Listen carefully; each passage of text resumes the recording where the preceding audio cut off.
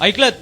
तुम्हाला वाटेल की ही एखाद्या पक्षाची निवडणूक प्रचार सभा आहे की काय, पण थांबा, हा कार्यक्रम कोणत्याही पक्षाची प्रचार सभा नसून तुम्हा आम्हा मुंबईकरांसाठी आपणच भरलेल्या टॅक्स मधून बांधलेल्या राम मंदिर रेल्वे स्टेशनच्या लोकार्पण सोहळ्याचा आहे।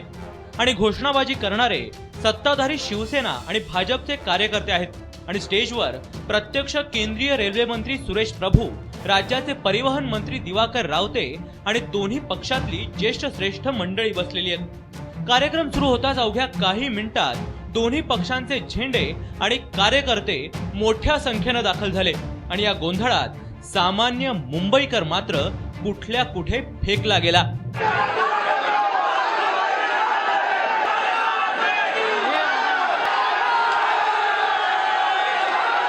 पालिका निवडणुकीचं वातावरण आहे हे मान्य, दोन्ही सत्ताधारी पक्षांमध्ये मतांसाठी स्पर्धा आहे हेही मान्य, पण त्यासाठी मुंबईकरांसाठीच्या सेवेच्या लोकार्पण सोहळ्याचा खेळखंडोबा का, हाच प्रश्न तिथल्या सामान्य मुंबईकराला पडला असावा। राम मंदिराचं श्रेय मिळालं नसलं तरी राम मंदिर रेल्वे स्थानकाचं श्रेय घेण्यासाठी भाजप कार्यकर्त्यांची चढाओढ सुरू होती आणि तसं श्रेय त्यांना मिळू न देण्यासाठी शिवसेनेची। अगदी स्टेजवर मान्यवरांच्या खुर्च्यांमागे हे पक्षांचे झेंडे दिसू लागले। पोलिसांना शेवटी स्वतः पुढाकार घेऊन हे झेंडे उतरवावे लागले। गोंगाट इतका की खुद्द रेल्वे मंत्र्यांनाच आपलं भाषण अर्ध्यात आटोपून काढता पाय घ्यावा लागला। हा सर्व प्रकार पाहून परिवहन मंत्री दिवाकर रावते यांचा पारा चढला आणि त्यांनी थेट मोदींवर घोषणाबाजी करणाऱ्या कार्यकर्त्यांना दम दिला।